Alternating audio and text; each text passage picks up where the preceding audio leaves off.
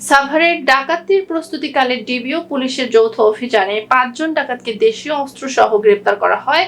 বুধবার রাতে আশুলিয়ার নয়ারহাট কবরস্থানের কাছে অভিযান চালিয়ে তাদের গ্রেপ্তার করা হয়। এ সময় একটি মিনি পিকআপ জব্দ করা হয়। অন্যদিকে সাভারের আনন্দপুরে ৮,৭০,০০০ টাকা চুরি হওয়ার ঘটনায় ইদ্রিস খান নামে একজনকে গ্রেপ্তার করা হয় এবং তার কাছ থেকে ৭ লাখ টাকা উদ্ধার করা হয়। এ বিষয়ে ঢাকা জেলার অতিরিক্ত পুলিশ সুপার শাহিনুর কবির বলেন, উন্নত তথ্য প্রযুক্তি ব্যবহার করে চোরদের শনাক্ত করে টাকা উদ্ধার করা হয়েছে। গত রাতে আমরা ৫ জন ডাকাতকে ধরতে সক্ষম হই, যারা ডাকাতি করার জন্য প্রস্তুতি নিচ্ছিল। এটা আশুলিয়া থানাধীন নয়ারহাট এলাকার ২২ মাইল জায়গায় নামক থেকে একটা কবরস্থানের পাশে।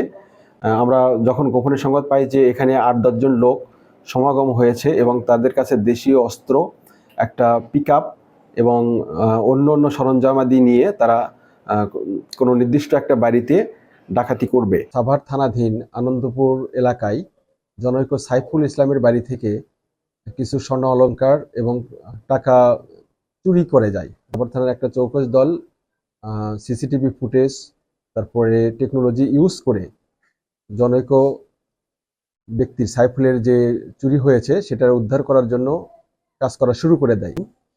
গ্যান্ডা এলাকা থেকে মোহাম্মদ ইদ্রিস খান মানিক তাকে গ্রেপ্তার করা হয়। তার কাছ থেকে তাৎক্ষণিকভাবে আপনারা দেখতে পাচ্ছেন যে সামনে ৭ লক্ষ টাকা উদ্ধার করা হয়।